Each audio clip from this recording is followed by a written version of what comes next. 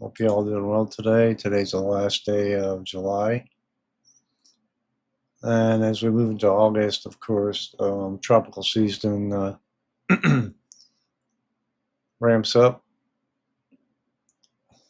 But I want to start off by showing the infrared satellite loop from this morning, showing the higher, colder cloud tops over the continental U.S. You have some, still some flow in Midwest and Mississippi Valley.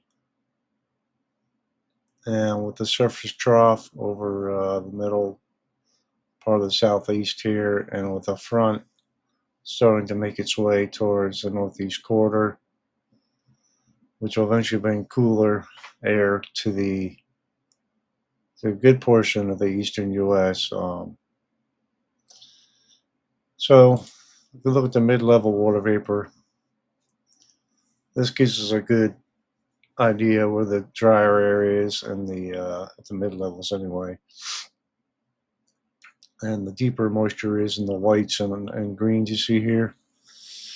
You have an upper level or mid-level feature over the southeast right now, which along that, wherever that's pushing northward, you can see where the enhanced rainfall is. And there's going to be an area in the northeast today, which I'll show later, that's under moderate risk for excessive rainfall again. And in the Midwest, of course, you have the hard colder cloud tops with the highest level of moisture at the mid levels. But the overall theme here is the high pressure system that's in place right now is beginning to flatten out. And what's going to happen is, as it does so, it'll push southward like this, and then a front is going to set up. Whoops. Sorry about that. Stationary front's going to set up somewhere in here. And we're on and around the front will likely have unsettled weather, which is forecast for the southeast for the upcoming weekend.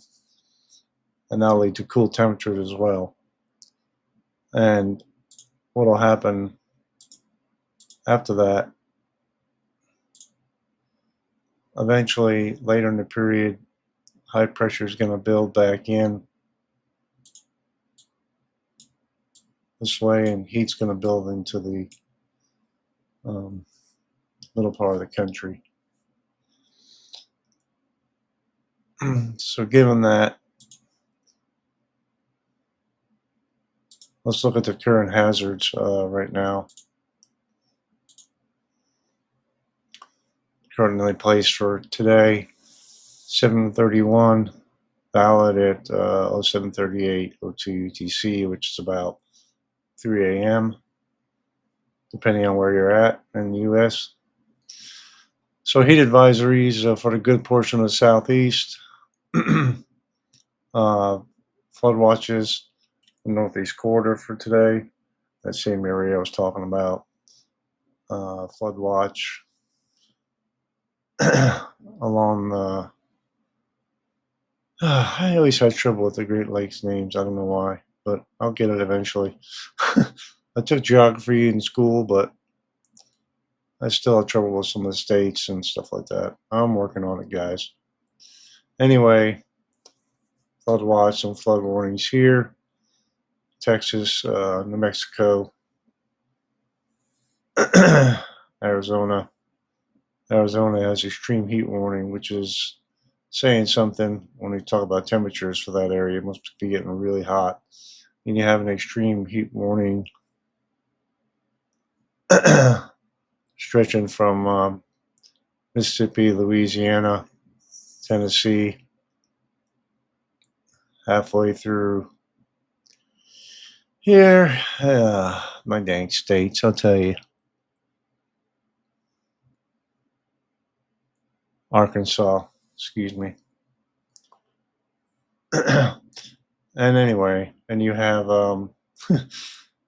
some red flag warnings up here in the northwest, along with a flood watch. It's hard to differentiate between the flood watch and flash flood watch here. On these colors, they're not much different in intensity, but anyway, that's what we got for current hazards. Next, I'm going to go over the national threat card and the local forecast for the southeast, because a lot of my followers here in the southeast, so I like to, or for the local area, I like to go over that towards the start of the video. Anyway, I appreciate y'all listening, and that's what I'll be going to next.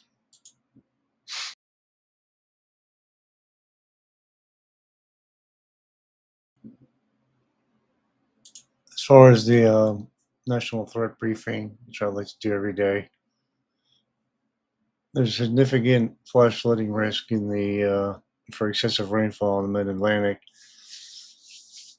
Widespread heavy rain could cause significant flash and river flooding, especially along the I-95 corridor today, with a slight risk in place for severe thunderstorms in northern central high plains and mid-Atlantic, with the hail and damaging winds the primary threats.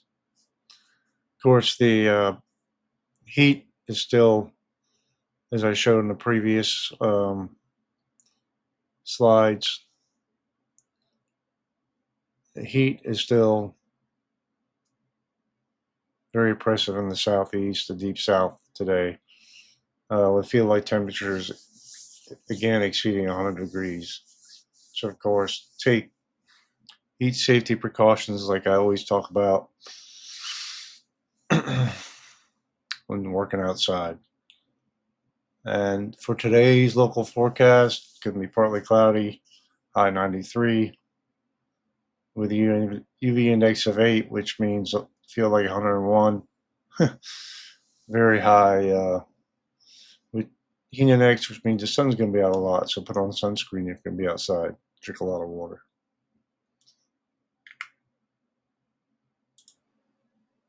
All right, so for the local forecast for today high 96 with a slight chance of showers and thunderstorms this afternoon. Of course, tonight the chances of thunderstorms goes down. Tomorrow the high 96 today, high 95 tomorrow. Mostly sunny and shower thunderstorms in the afternoon. High of 95. 60% chance without thunderstorms into Friday night. The low goes down to 74, with, of course, the chance of shower thunderstorms decreasing in the evening again. And then to Saturday, the cloudiness is going to be a lot more pervasive.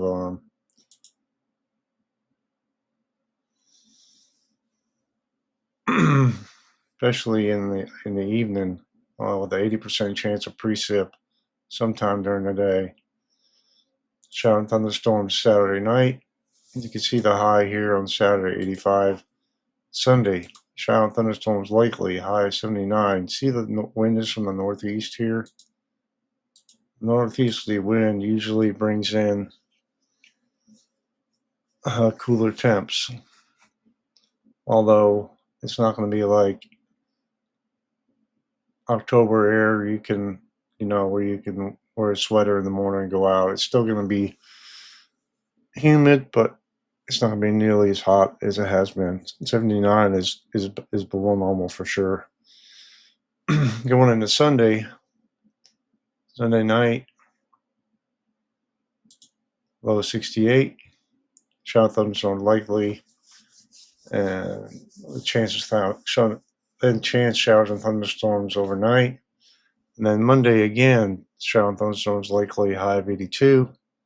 Still winds from the east. Monday night, we still have chance showers on the shower and thunderstorms. And moving into Tuesday, chance shower and thunderstorms with a chance of precip 60%. Tuesday night, shower and thunderstorms likely again. And on Tuesday, the high is 85, low is 70. Wednesday, chance of shower and thunderstorms. Wednesday, chance of shower and thunderstorms before 8 a.m. Then chance of shower and thunderstorms between 8 and 2 p.m. And then later in the day, they're going to be likely. So the general theme in here is cooling off, but very unsettled weather uh, for a good week or so.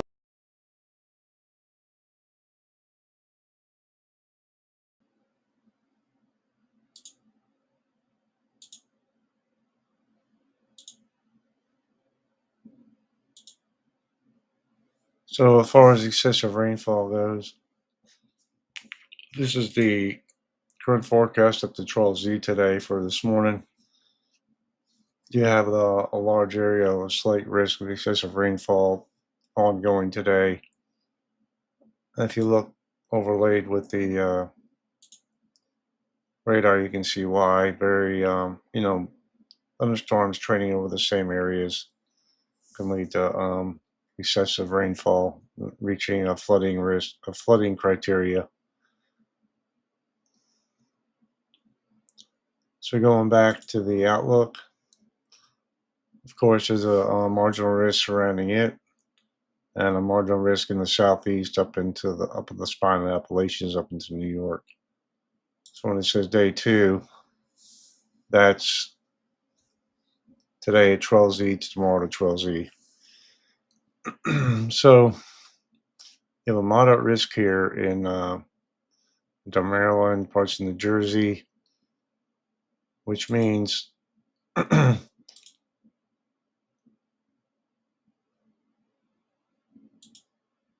least a 40% chance of exceeding flash flood guidance within 25 miles of a point in the red area.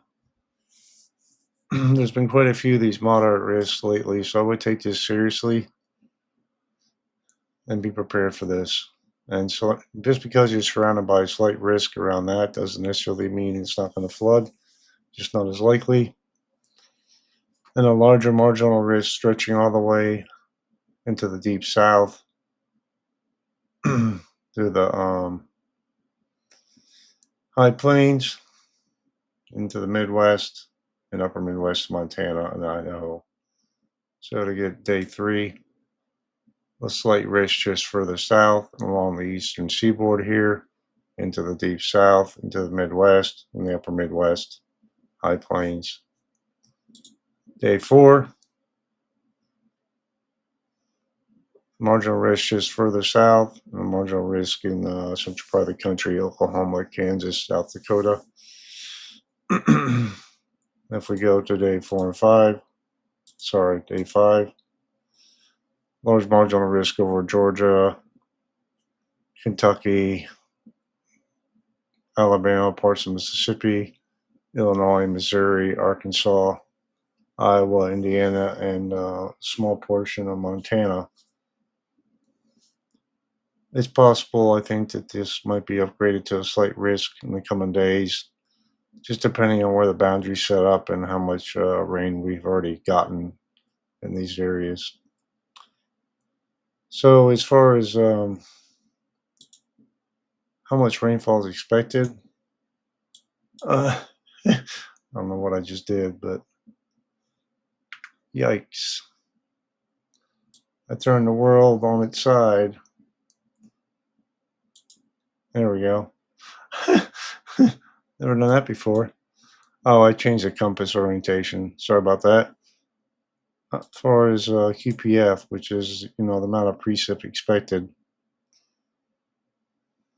kind of a bullseye here in south central New Jersey into Delaware, Maryland, and up into Connecticut, Massachusetts, and also along South Carolina. And likely these areas are not in a higher risk because there hasn't been as much rain lately.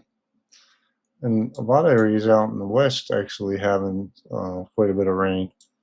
But you can see that the overall precipitation expected, 2, 3 inches maybe. But that could be enough, especially in a short period of time, to flood low-lying areas and urban flood zones, things like that. Day 3, you could see where the biggest bullseye is. Wow. Um, Zoom in a little bit. There's a big difference, like day 2, day 3, when it moves. So in between that time, I think, this is just key pre-F for that day. But anywhere in this corridor, you could have excessive rainfall. And this is showing possibly 2, 3, 4 inches of rain during that period, which would be Friday or Saturday. Beyond that, multi-day. Let's see, day 1 to 2. Let's look at how much is expected. Day 1 to 2. You can see where the red area is, at least 3 inches plus expected. This is cumulative. So day 1 to 3. You can see where the largest area moves south here, right off the coast of North Carolina, South Carolina, into Georgia. Day 1 through 5. Again, this is where a boundary sets up. So it really depends on where the boundary sets up, but this is the current forecast. Possibly 4 or 5 inches of rain, maybe, along this area. And day 1 through 7.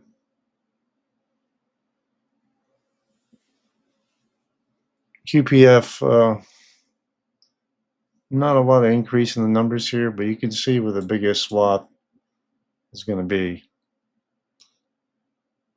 Definitely going to be worth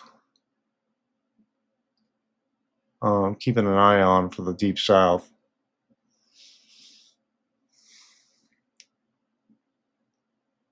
I know I will be, and I'll make sure that I post stuff about this as I see the threats emerge or don't happen. You know what I mean? So real quickly, I'm going to look at severe risk for today. Now we have a slight risk in Mid-Atlantic in the same areas where the heavy rainfall is supposed to be, and off the Front Range of the Rockies, which isn't uncommon, and in Arkansas. So this is probably mostly driven by wind, which it is, and hail. Although there is a 5% hail risk out here, which is kind of unusual for the east. Tornado threat, less than 2%. Day 2, categorical. You can see the marginal risk moves into South Carolina, Georgia, North Carolina, and off the Front Range of the Rockies again. I could see one or both of these areas getting upgraded to a slight risk depending on the how the parameters emerge. But the problem in the south is not a problem, but there's not going to be a lot of deep layer shear. So storms that do develop will be heavy, efficient rainfall producers, which can lead to water-loaded downdrafts, which can by itself cause wind damage. So, of course, off of the Front Range of the Rockies, you have a higher hail risk, which isn't unusual at all. And so if we go to day 3, again, off the Front Range of the Rockies into Kansas, Nebraska, parts of Colorado, with a large area of thunderstorms expected. Even up in the northwest here, Montana, Idaho, on the eastern side of the Cascades. So that's it for the excessive rainfall and severe weather briefing here. What I'd like to do, and what I'm going to do next, is go over tropical climatology and when we expect the most tropical activity to occur, because I think it's important to understand the climatology so people aren't like freaking out about that tropical systems are just going to overtake the United States in the coming days.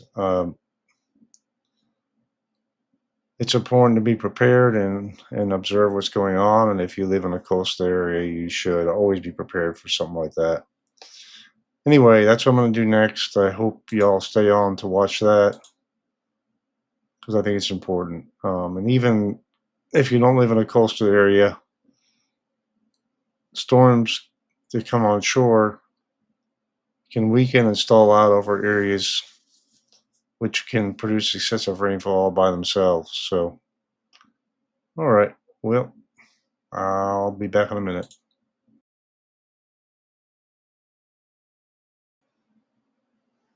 So, as far as the tropics go, I decided to pull this up. It shows a global map of the current activity in the tropics. You can see we have a bunch of systems in the Eastern Pacific. You have what's left of, let's see, Iona here, 50-mile-per-hour tropical storm. Invest 92C. There was another tropical system out here, but it lost. It's gone now. It was a very small system and it dissipated rather quickly in the wake of Iona and this poor thermodynamic conditions south of Honolulu, Hawaii, and stuff.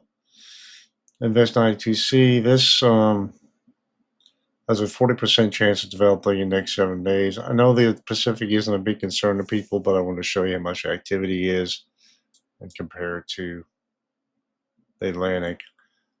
Gil is a recently formed tropical storm, and you have another system possibly forecast to form 70% chance in the next 7 days. Put this into motion. This storm is going to be rather large here. And if this area, let's see what this was. This was Kelly. That's right.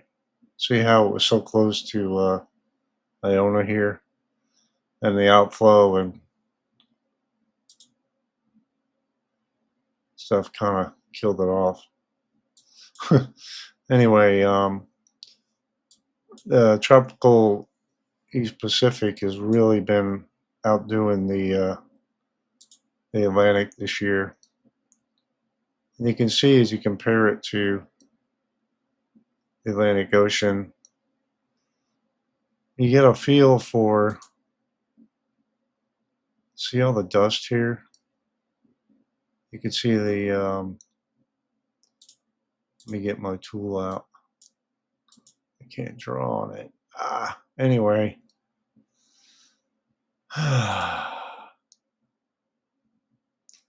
You can, hopefully you can see my cursor. You see that kind of milky appearance right here in the visible satellite.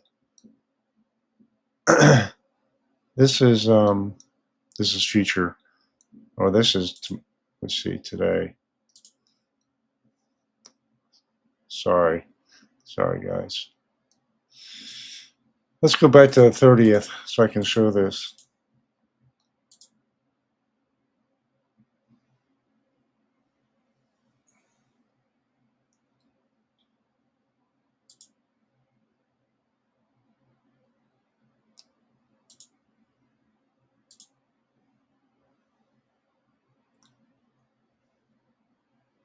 Not very helpful, is it? I'm sorry.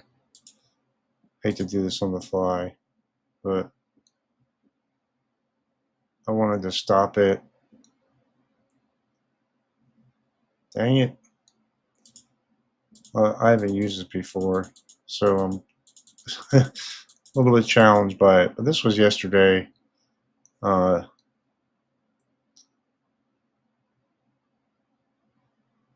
you can see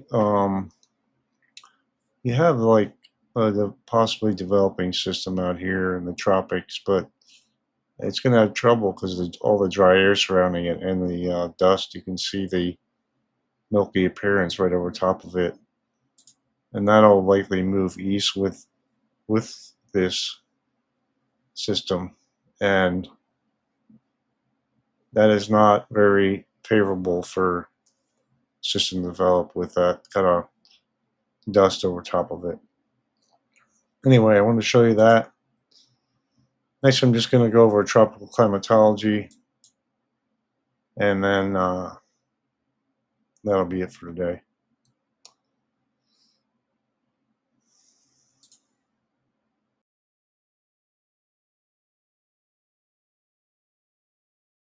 Here, still has a possibility of developing, but it's got its chances are short-lived here. Iona continues to move westward, north threat to land, eventually dissipate, Gill, and then this possible system here in the Atlantic. Still no tropical cyclone activity expected next 7 days.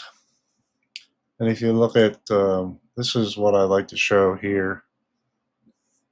See all the activity out in the tropical Pacific.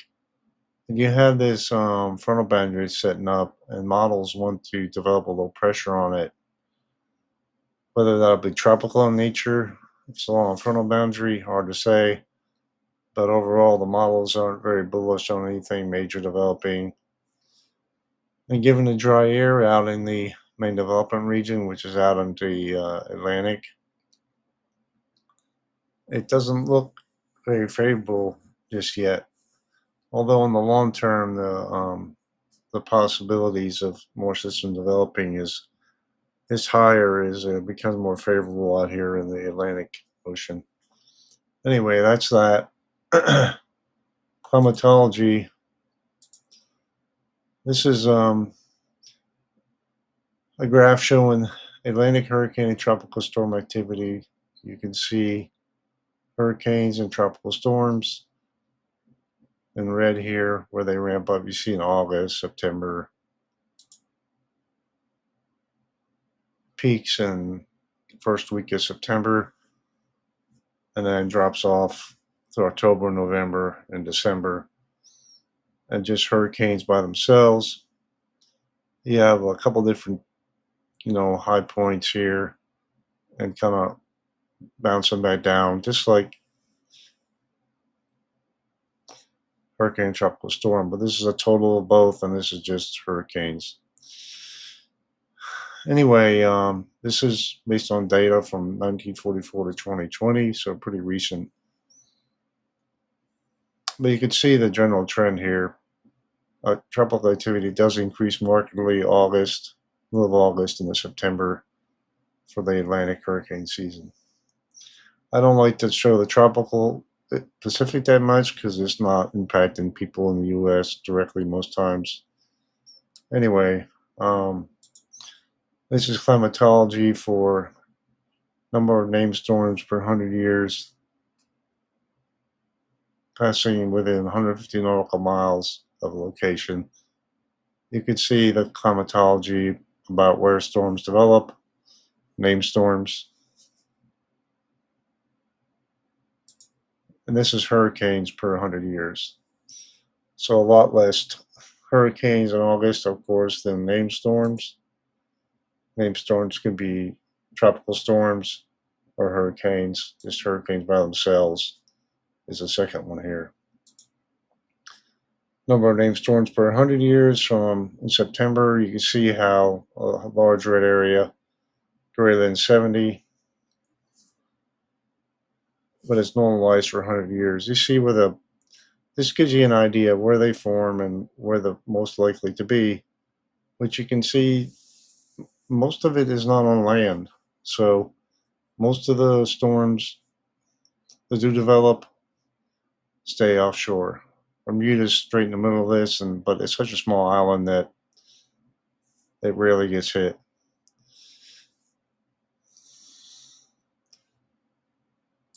And as we look at number of hurricanes, you can see where the total number of hurricanes that pass within 150 nautical miles of location. This gives you a good idea that storms are forming more out in the tropical Atlantic and tend to travel this way. A lot of times recurving out into the Atlantic Ocean. If they make it through the Caribbean, they can come to the Gulf of Mexico along the southeast coast. I'm going to go over the other stuff later. There's October, November, obviously, are part of hurricane season 2, but I'll go over that in future forecasts. I appreciate y'all watching, and that's it for today, and appreciate it. Thank you.